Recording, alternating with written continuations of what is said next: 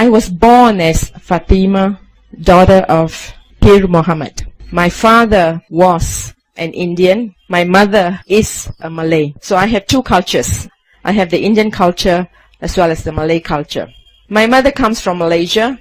She was born and brought up in Malaysia, and she came to Singapore. And my father was born and brought up in Singapore, but his family comes from Karinalur in South India. And my family comes from what is known as a priesthood family. Like in the scriptures, you have the Christians who have one tribe known as the Levites, who take care of God's people and of God's ministry. My family comes from a priesthood. So my great-grandfather was an imam in a mosque. My grandfather was an imam. My father was an imam. And today my brother is an imam in a mosque. And I have two brothers and two sisters. I'm the eldest in the family. And as a young girl growing up, I was also trained to be a religious leader because my family comes in that line. So I used to teach children and also women how to study the Quran, anything particular to the religion. And if everybody fasts for 30 days in a year for the Ramadan month, my family and I particularly will be fast for 40 to 45 days in a year. So it's a continuous one. Today I am known, in fact, as a staunch and a fanatic Christian. I was a very staunch and a fanatic Muslim because that's what I know, and I grew up with that, and that's what I was. So it doesn't matter where I was, I will drop to my knees to pray 5 times in a day. And my family was known to be someone that we are always helping someone in some ways. So I thank God that I do come from that background, because the disciplines that I went through as a Muslim is helping me a lot now as a Christian. And sometimes I think Muslims will, in general, put the Christians to shame, because many things that the Muslims do are the things that we as Christians are asked to do, and these are the things that God wants us to do, but we are not doing it, but the Muslims are doing it. And I learned as a child growing up many of the disciplines over there, and today I thank God that I came from that background, because it helps me to understand what Christianity is all about. And I apply in fact all that I learned as a Muslim being a Christian today. So there's so much that the Muslims can teach us in being what a Christian is, because they do not tell you what to do, but they live their life, and that shows us what it means to love God. As a Christian, you have to be someone who accepts the Lord, then you become a Christian. In Muslims, you get born. As a Muslim, you don't get converted. You are born. And when you get born in the family, you're a Muslim. It's accepted that you're a Muslim. So you grow up as a Muslim. And you do not doubt about this God, about this Allah that's being taught about. So we grew up with that. One day, when I was in my early 30s, probably about 32, 33, I've just finished my responsibility towards my family. In helping my sisters and my brothers finish their education, finishing whatever, as the elder sister I was to my siblings, to help them come up. And when my youngest brother, who's 13 years younger than me, he was born very late, 13 years younger than me, has finished his 10th, as you call it over here, the Cambridge School Certificate, I was like, wow, I'm free now. I'm going to conquer the world, because I have been tied down with family responsibilities, and now I was ready to go and do whatever I wanted to do. And as I was thinking about this, I even have gone to the travel agents to find out where I can travel. I love to travel, but never have been out of Singapore, not even to Malaysia till that age, because I just stayed in Singapore all the time. So as I was thinking about it and making plans, I was struck down with a disease, not just one, 2 of it, no, 3 of it. One was that I was diagnosed with what is known as osteoporosis. which was depleting my bones at a very drastic rate. So much so that my bones were just, it was like as though it was just being washed out from my body. And I was wobbling, and my joints were all swollen up and was not able to move around. Then the other thing that I had was diagnosed with was rheumatoid arthritis that has again attacked all the ligaments in all my joints, and it was all reddish, and the third thing that I had was leukemia of the blood. And all three came at one go, and I was like, what in the world is happening? And of course, as a Muslim, I should have just taken it and lie down and die. Because Muslim religion is a fated religion. Whatever is given to you, you just accept it. You have no say about it. You see, my concept of God, being a Muslim, was He is a God and He's way up there. And He's a holy God, and we as human beings, we cannot come into His presence because we are sinners. So there's a big gulf between us and God. So there's no way you can go to Him. You can pray, you can, stay, but you have to stay at your place. You can't come to Him. That kind of a concept that we have in Islam. So, but for some reason, and I thank God that I had the fighting spirit, because when I was reduced to this, I was like, no way.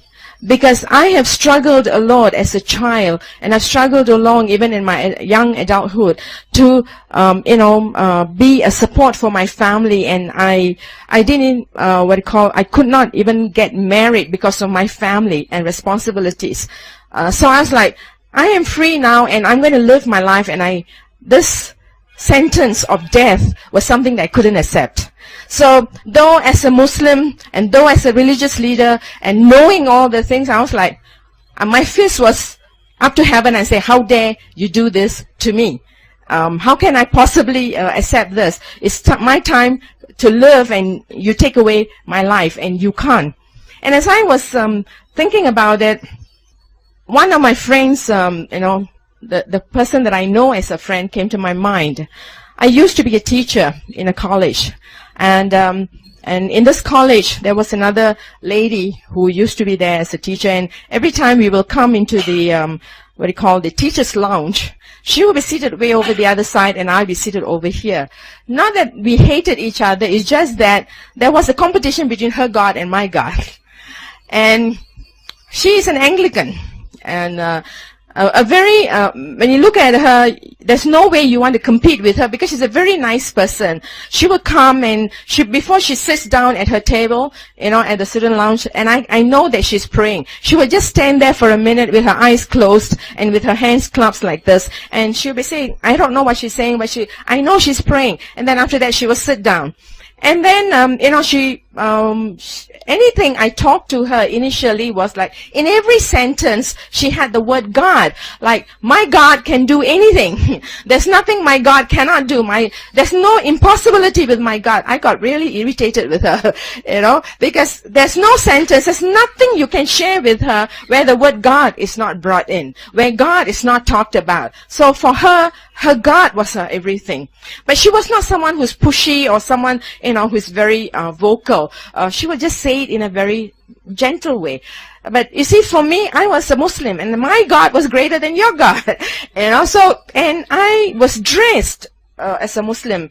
Right now today, you can see my hands and my face, but in those days you can't. My hair was very long, and I was all like, you see the Muslims here. I was in the same way over there, everything covered up, and I go to work like that. And the only man that can see me uncovered in that sense will be my brothers or my father. That's it. But other than that, nobody else is allowed to see. So we had this understanding. Without making it very clear, you keep your God to yourself, and I'll keep my God to myself. So you stay on your side, and I'll stay on my side. We worked like this for 10 years in the same college. Okay? I mean, we respected each other, but we will not talk about nothing, And I will go like this with my finger whenever I talk to her. That means you don't talk to me about your God. That kind of thing. So when I was struck with this sentence of death, she was the one that I was thinking of. But by then, I've left the college. It's already 2 years that I have moved out from the college, and I don't know where to contact her. But of course, being an intelligent woman that I think I am, I should have gone to the directory to look for her, her phone or something. But it didn't occur to me. I was just lying down in bed at home, and I wish I could speak to her. I was just thinking like that. And the phone rang in my house. And my brother comes and says, your friend is on the line. And I was like, no, I'm not interested in talking to any friend. But I said, okay, I'll just take the phone. And guess what? She's on the line. Okay, it's 2 years that has passed by since I've seen her or spoken anything. And I don't know where to get in touch. And I'm just thinking, okay. And then she comes on the phone. And I was like, really? It's you? Then I said, I was just thinking about you. And she says, yeah, I was thinking about you too. Then I said, that's unusual. Then I said, can I come over because I need to talk to you? I've got something on my mind and I need to. She said, yeah, sure, come on over. And I dash all the way down to my flat, and then I pick up a cab and I dash over to her house. She's staying near the airport, which is like, if you're taking a taxi, it will probably take you about an hour to get there, which means it's really quite far. And I get to her house, and she knows I like to take tea. It's been 2 years, and she still knows I like to drink tea. So she's making tea for me. She says, take a seat, I'll make the tea, and she's making the tea. I'm sitting in the kitchen with her, and I'm like, will you please sit down? I want to talk to you. I'm not interested in the tea. I got to talk to you.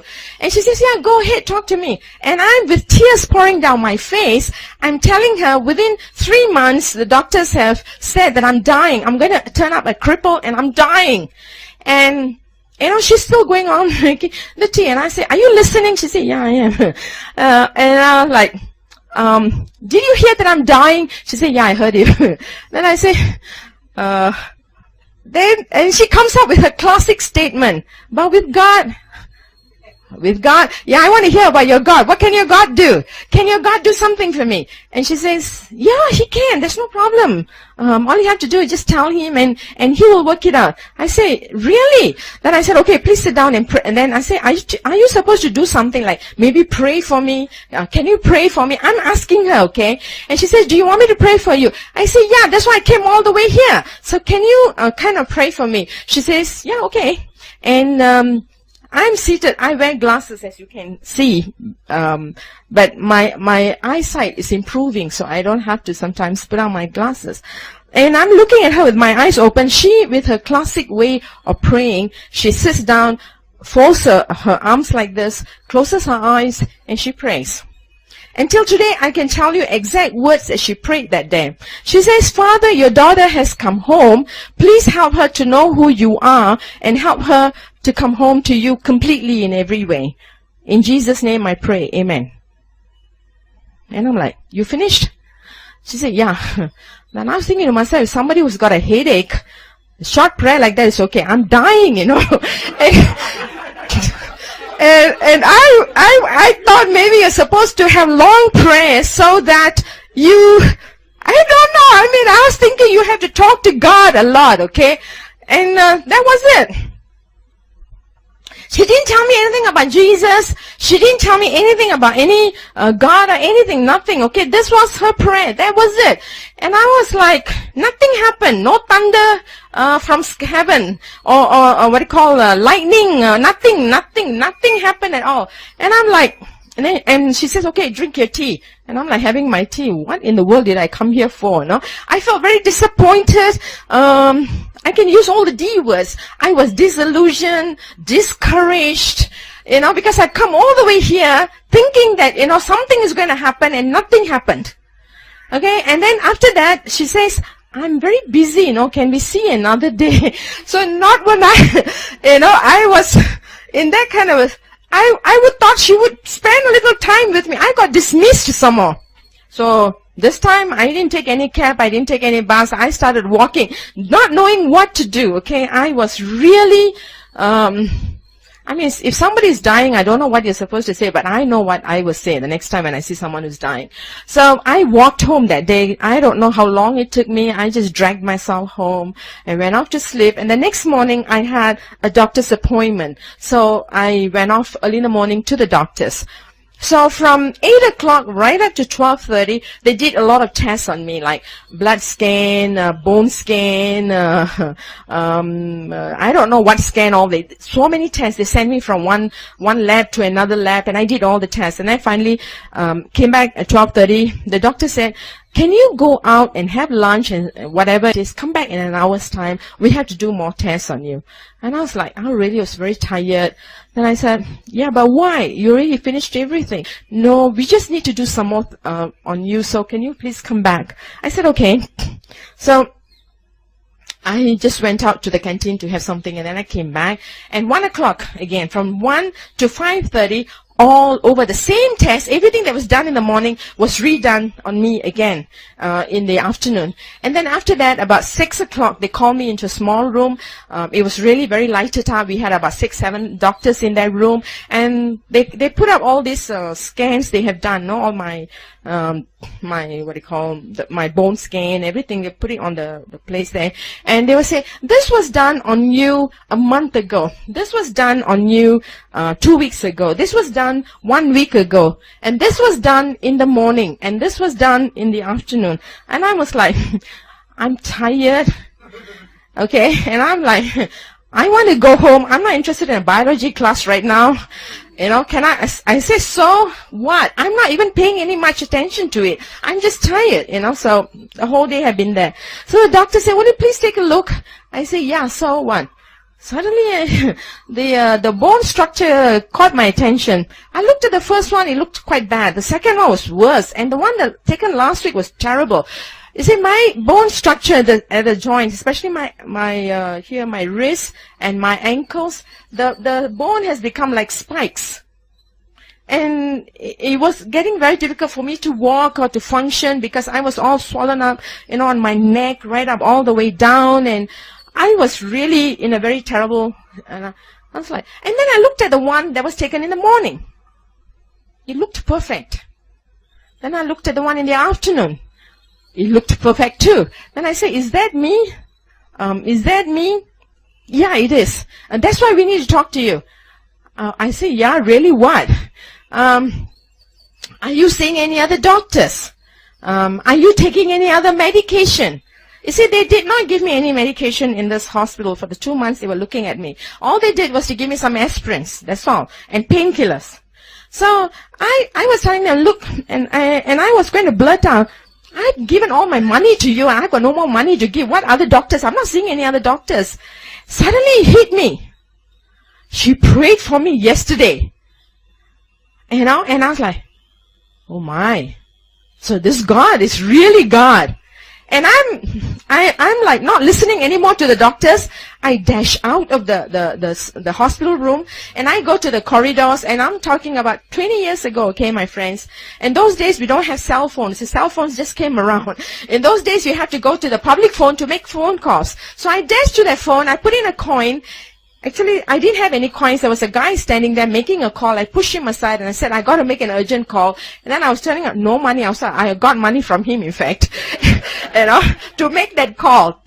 And I made the call to call this friend, and I got her on the line, and I was saying, I am healed. And I'm screaming at the top of my voice in the corridor. Everybody there can hear me. I'm healed. And she says, yeah, I know. And I was like, you know? What do you know? God can do anything, no? God, yeah, but I want to hear about this God. You're going to talk to me about, yeah. Call me another time because right now I'm busy too. She says she's a tuition teacher. She was teaching people, students. So I was so excited. I didn't go back into that room. They probably were looking for me, but I walked out from there. And I looked at myself after that. There was no more swelling in me, nothing. Okay, there might have been in the daytime when I came in there. I didn't realize it. Okay, but I was like, what's the word we use, born again? I was really born again at that time. I have received healing. And I was so excited. And I was like, wow, he's God. He's really God. And he has healed me and I am okay. I was really excited, okay? And I'm still excited till today. Okay? So Again that day, I walked home from that hospital. I was excited that I am healed now. I was well, and I walked home that day. And I would like to tell you that the very next day itself, I accepted God and I became a Christian. No. I started looking around. I didn't make any appointments with my friends after that. I started testing this God. I looked at my mother. She had fallen and she had a swollen ankle. And I didn't really pray out loud. I just thought into my heart, if you are really God, you will heal her. Okay, that's all I said. Next morning I woke up, I went to see my mother. She's okay, she's healed. Then I started going around looking at my auntie, then my uncle, then my brother. Each one, okay, for the next 10 days I tested this God. Gideon only tried 3 times, but I tested for 10 days whether he's really God. I said, if you're God, if you heal me, you can heal. So I started doing this for the 10 days. Then after that, I started reading the Bible. I had a Bible that was given to me when I was 16 or 17. I can't remember. And usually I throw stuff away when we move. But even though when we moved house, I apparently did not throw this Bible away. And I remembered that I had this Bible. So I went into it and I picked it up. And it was in a King James version. The thee and the thou, you know. Though I'm brought up in the British way of learning, the thee and the thou is not my cup of tea. So I had a hard time reading the Bible, but my friends, within 2 weeks, I have finished reading the Bible 50 times.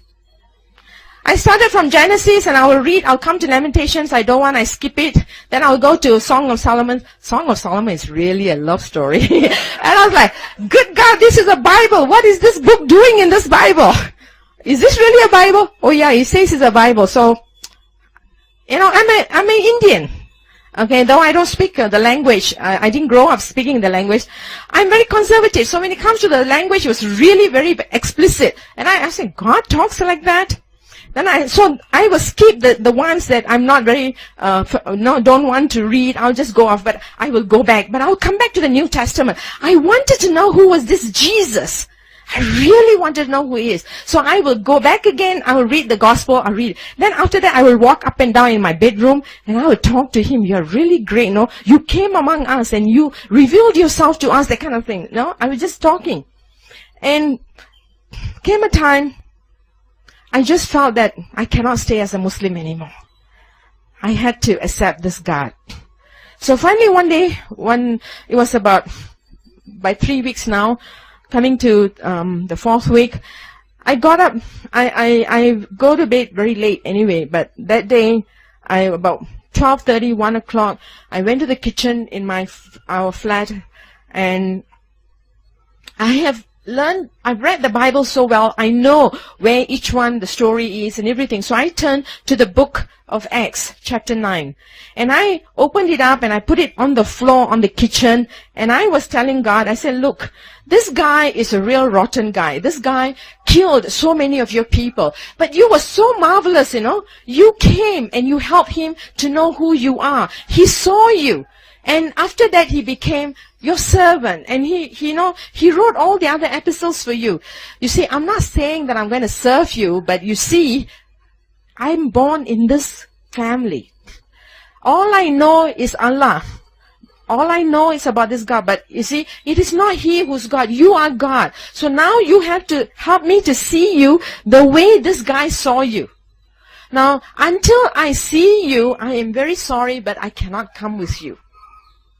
Alright?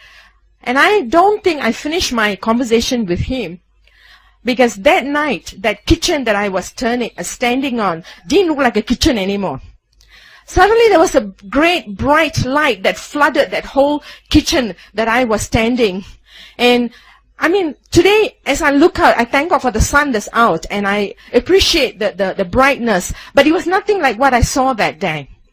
That whole place was just, and it was such a glorious, light that flooded that place. And in my mind, I'm thinking like, but where are you? I saw the light. I'm standing in the midst of the light. I can't see it's a kitchen anymore. It's just a beautiful place. I don't know where it is. And I'm standing and I'm thinking, but where are you? This is what is going on in my mind. And since I'm thinking, where are you? I hear this loud voice that came through the window. It was the loudest. You probably have loudspeakers and you're hearing me loud and clear today, but that voice that came through was much louder. It was quoting me John 1:1. In the beginning was the Word, and the Word was with God, and the Word is God.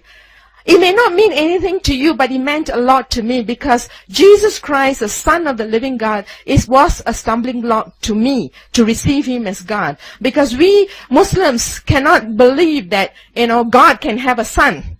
If God has a son, that means He must have a wife. That means He's a mere human being. He can't be God. I couldn't accept that. But that word gave me insight. It gave me revelation that in the beginning was the Word, and the Word was God, and the Word is God. And it gave me the clarification that I needed, that understanding that I needed, that He is God. But you see, I still didn't see Him, and I still stood there and I said, where are you? Okay, I wasn't satisfied with just the light. I wasn't satisfied with that word. I wanted Him. I wanted to see Him. And it wasn't very long. With that split second, He stood in front of me.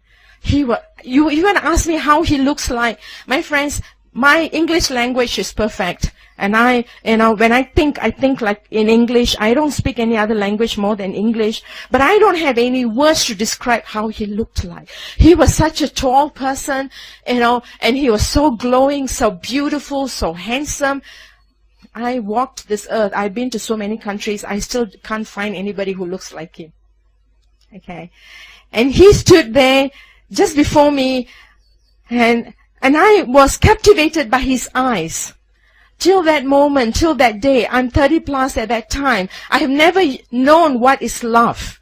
Okay? I've never heard anyone say they loved me, not even my family, not even my parents, not even anyone. Because whatever I did for my family at that time was duty and obligation, not love.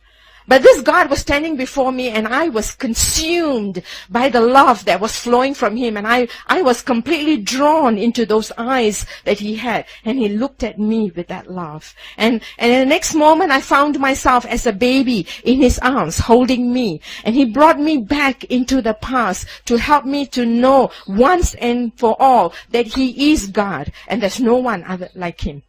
And what He brought me was when I was a 12-year-old girl. I found myself as a 12-year-old. I was struggling with life. And I thought there was no other way. And I was getting ready to commit suicide. I was standing by a river that was swollen up because we had a storm that day. And I was going to throw myself over that river and end my life. And I remember that day, there were two hands that came and pulled me back. It was in the night. And I thought it was a ghost. And I ran all the way home. And He said, and as He brought me back to that scenario, He was telling me, I was there with you then. I am here with you now.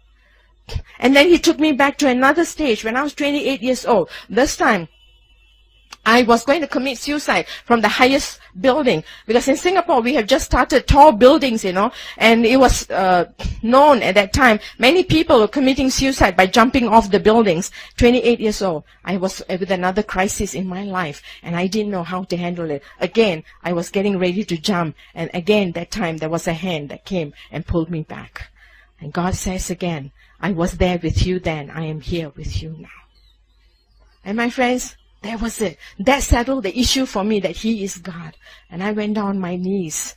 I had no one to lead me in sinner's prayer or anything, but I just went down on my knees with tears pouring down my face. You are my God, and I give my life over to you. From henceforth, I will walk with you. I am yours.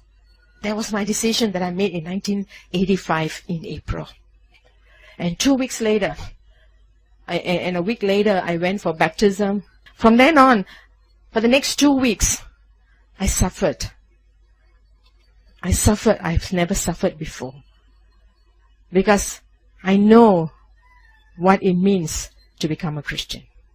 I didn't dare tell my mother. If there's any one person that I have loved in my entire life, it's my mom. And she was the one that I didn't want to disappoint. But next morning when she got up, after that day that when I have made my commitment to God, she got up in the morning and she comes to me and she says, you have become a Christian. I didn't tell her. Because she can see from my face that I have changed. There was something about me that told her. And she's a woman who doesn't know anything about being a Christian. In Singapore, when you say a Christian, it means a Catholic, not a Protestant, because they do not recognize the Protestants as Christians. I didn't know what to tell her. I didn't know how to explain. All I could do was say yes. And with that, she took a knife from the kitchen drawer that was there. There was one of the biggest knives. We have lots of knives in our homes. And she took out that knife, she put it on the table, and she said, "You take that knife and you kill me, then you walk out that door." Then I said, "No, I can't do that." And she said, "If you don't, then I have to." And she took that knife and she came at me. She's a woman who's only 4.5 feet. But that day she became such a strong person. And she's a very sickly woman, but that day she became like a tiger. And she said, "You have to die because you cannot live anymore. I cannot let you live anymore." And in the struggle, she was cut, I was cut with a knife. And all I could think of, I didn't know what to do. I was just screaming my heart out. But I remembered what my friend had said, "Call on his name and he will come." And I screamed for his name, "Jesus, I need you." And as I said, "Jesus," she fainted and she fell. And that was the day that I had to pack my things and move out from my house. Because of probably my age or the things that I had to go through, in one day, in a moment, I lost my family, I lost my community, I lost my friends, I lost my job. I was declared dead to the MUIS, which is the Council for the Muslims over in Singapore. For the next 2 years, I cannot get a job. Next 2 years, I cannot live anywhere because I was considered as dead. Because every particular about me was wiped out from the government in Singapore. And I had to hire lawyers to go and fight back, to get back my identity in Singapore. And the next 2 years, as I struggle, I'm not a crying person, never was. Because whatever pain there was, I always thought that I can work it out. I worked it out. But when I met God for the next 2 years, I did nothing but cry every day. Cry because God had to break the self-individuality that I had become. He had to take away the pride and the arrogance that I had become. I was a very nice person, but inside, there was so much of bitterness and hatred and anger inside of me, which I didn't know that I had grown up with. So God had to take that all away. For the next 2 years, He watched over me like a mother hen over his chick. Every day I will receive dreams. I will receive visions of what was going to happen. My brothers, 2 of them, poor things, they were very young at that time. They didn't know what to do. But in order to protect the family valor, they had to kill me. So they tried many ways to kill me. One of my brothers, the one who's in the middle, the first brother in the family, invited me to his home. And God showed me in a vision what they were going to do. They prepared food with poison. And I asked God, "What do you want me to do?" God said, "Eat." I said, "Okay, I will eat." And they were all seated around me, seeing me eat that food. And I was supposed to drop dead, but I didn't. I washed my fingers and I said, "Thank you," and I walked out. Another time, my mother invited, one of the top imams from the Middle East to come and exorcise this devil that was supposed to be in my life. And the man walks in. He doesn't even walk in very far. He just stands over there, and he sees someone standing by my side in white. And he turns to my mother, and he says that the power that is with her is greater than the power that we have. And my friends, the greatest joy that I have today is not that I know this God. I thank God that I know Him. But the greatest joy I have is that I can communicate with Him in prayer. And this God is not a God when you just communicate in a monologue. It's a dialogue. He talks back, and He comes, and He's delighted whenever we are with Him. And He longs for us. And when my call came, I didn't know what I was going to call to be. Because by then, I was already 30 plus. And I was thinking like, I'm old, God. I probably was like Moses. God, I'm old. Maybe you should call somebody else. But God called me. And I came into ministry. I came into full-time ministry immediately. And I thank God for the various people that God placed in my life who helped me, encouraged me. And all those things that I said that I lost, God double that to me, 100-fold. Today I have many homes that I call as my home. I call many families that are my family. I call many brothers and sisters who are still, many out there in the world. Not just by the hundreds, by the thousands. They are there who know me and who have encouraged me and helped me. So today I take the message to a world that needs him. And that was not the only first time that he healed me. I mean, that was the first time he healed me. In 1993, I was asked to go for another surgery in my stomach. I had to have a hysterectomy. Again, I told God, God, you have to work this out. If it's your will, I will go for it. But if it's not, Father, you are the surgeon. You take care of it. And in a couple of days, I didn't have to go for surgery. He healed me. In the year 2000, I was leading a prayer team in Israel. And at that time, when I left for it, I was just told by the doctors that I had cancer in both my breasts, and it was 3rd degree, very aggressive, and they had no choice but to just cut off my breast. And I said, okay, I'll go for this trip. I will come back and we'll talk about it. When I was in Israel, I was in one of the hotels that was facing the Wailing Wall.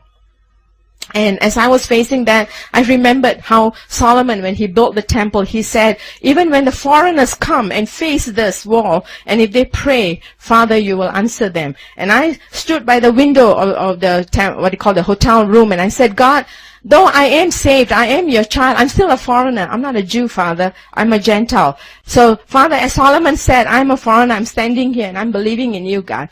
You can touch me, you can heal me. And he did. He put me to sleep the whole day that day. I didn't know what he was doing, but he did his surgery on me. So when I came back to Singapore, no surgery.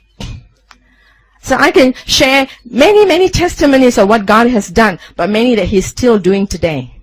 He's a great God, and he's a wonderful God. And we have much to thank him for. And as I was sharing, as I was told that today is a Thanksgiving day, I was thinking of Ephesians chapter 5, verses 18 to 20. It says, do not get drunk on wine, which leads to Ephesians chapter 5, verses 18 to 20. That's what I was, thinking of. I wanted to just end with this. Do not get drunk on wine, which leads to debauchery. Instead, be filled with the Spirit. Speak to one another with psalms, and that's what you're doing today. You are, singing psalms, and you are worshiping, and you're praying. Hymns and spiritual songs. Sing to make, music in your heart to the Lord. Always giving thanks to God the Father for everything in the name of our Lord Jesus Christ. And as I was thinking about giving thanks, I have so much to thank God for. I have so much. And people tell me, your testimony is great. It's fantastic. It is. But God, when he came back for Thomas, Thomas wanted. I was a Thomas, and I still am in many ways as I walk with him. And I wanted, signs. I wanted proof. And without that proof, I didn't want to believe him. Now, was he upset with Thomas? No. He said, look, touch, feel, and know that I am God. But he finished his sentence by saying, blessed are those who are going to come without seeing me. And there are many, many who are coming to know God today without seeing, but they believe because they have that faith. And there's so many who can thank God, and we can thank God for so many. And in our lives, do we just thank God for only the great things he does? What about the days that I am just able to get up in the morning? I thank God for the health that he's given me. I thank God for the sun that's shining. Thank God for the beautiful day that he has created especially for me. I thank God for the food that I'm able to eat. There are many that have no food. I thank God for the work that I have. I thank God for the friends that I have. I thank God for the family that God has given me. I thank God for everything, for small and great, because all things are because of who he is. And I thank God not just when the time is good, but I thank him all the time, always, for everything, even for the bad times that comes my way, because those times are the times that I learn, that I grow, that I move on with him. Because if I don't have those bad times, I will never be able to appreciate him. I'll never be able to learn the things that he wants to teach me, show me how to go. And I need to be drunk, not with what the world has to give, but I need to be drunk with the Holy Spirit, because he is the one that gives us the strength. He gives us the courage. He gives us the boldness. He is the one who moves us. And as I stand here today with you, was I going to be here today? I didn't know. And I don't think that my being here is by chance either, because every moment is divinely arranged because it is He who's the author and the finisher of our faith, because it is He who loves us with an everlasting love. And what I have to share may not be just for you here, but it may be something that you want to take with you, with someone that is going to know that He's God. Has God done great things? He has. And I spent 6 years in Madras in the 90s. I first came into India as a missionary. And I spent 6 years there. And one of my greatest testimonies that I would like to share is one day we, as a team, we were in Madras and we were having crusades. And I remember one night after the team has left, it was the last day of crusade, and I was, asked to speak for that day. And the next day we were supposed to, go on giving out leaflets so that we go tracting to talk about the crusades. But that night, as I was in my room, I was in one of the parsonage, upstairs, and as I was standing there just talking to God, there was a lady, a young girl. I can't call her a lady. She's about 16, 17 year old, who walks up that spiral staircase, comes to where I am upstairs, and she's carrying a baby in her arms. But that baby has got the skulls, split in two, and the brains were spilling out. And she comes and stands in front of my door. She knocks on my door, and when I open, I see that little girl with her baby in her arms. What do I do? And I remember, my friend, as I shared with you, I told my friend I was dying and I wanted a long prayer. But here, death has already taken place. The baby is dead. And she's standing there and she said, this evening you said your God can do anything. Can your God do something for my baby? She's been married to a guy who's drunk, and he has taken that little baby, 3 or 4 months old, and he's thrown it against the wall. And she's standing before me, your God. You said your God, because she has come to that crusade that evening and she's heard my preaching. And she says, your God, you said you can do. So with tears pouring down my face, I didn't even dare take that baby in my arms. I say, God, with my eyes open, I say, God, she has come, not for me, but she's come for you. She has come believing in you. She's come trusting in you, Father. You have to do what you promised. Your child believes in you, though she doesn't know you, God. And at that time, I saw a hand that came out. And this hand, the hand was so beautiful that came, and it just touched that baby, that skull. And as it touched, I saw a recreative miracle take place before my very eyes. And this was in 93 in Madras. You see, the test is not whether we know Him, but do we know Him inside of our hearts, that He is really God. And when we say that there is nothing impossible with Him, do we really believe with all that we are? Because there's a world out there, especially India. My cry, God, India for Jesus, and Jesus for India. And you become a Christian. In Muslims, you get born. As a Muslim. You don't get converted. You are born. And when you get born in the family, you're a Muslim. It's accepted that you're a Muslim. So you grow up as a Muslim. And you do not doubt about this God, about this Allah that's being taught about. So we grew up with that. One day, when I was in my early 30s, probably about 32, 33, I've just finished my responsibility towards my family. In helping my sisters and my brothers finish their education, finishing whatever, as the elder sister I was to my siblings to help them come up. And when my youngest brother, who's 13 years younger than me, he was born very late, 13 years younger than me, has finished his 10th, as you call it over here, the Cambridge School Certificate, I was like, wow, I'm free now. I'm going to conquer the world because I have been tied down with family responsibilities, and now I was ready to go and do whatever I wanted to do. I was born as Fatima, daughter of Pir Muhammad. My father was an Indian. My mother is a Malay. So I have two cultures. I have the Indian culture as well as the Malay culture. My mother comes from Malaysia. She was born and brought up in Malaysia, and she came to Singapore. And my father was born and brought up in Singapore, but his family comes from Karinallur in South India. And my family comes from what is known as a priesthood family. Like in the scriptures, you have the Christians who have one tribe known as the Levites, who take care of God's people and of God's ministry. My family comes from a priesthood. So my great-grandfather was an imam in a mosque. My grandfather was an imam.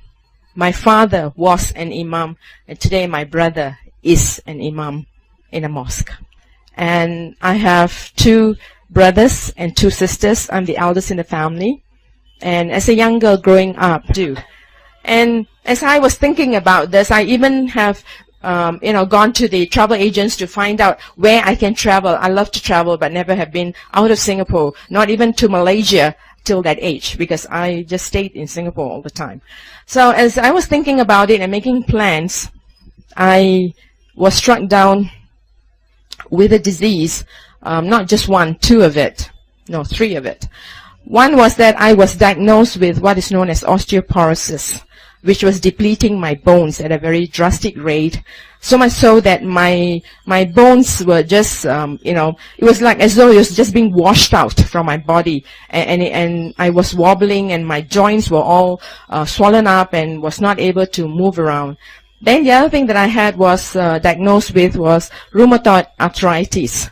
That has again attacked all the ligaments in all my joints, and it was all reddish, and the third thing that I had was leukemia of the blood.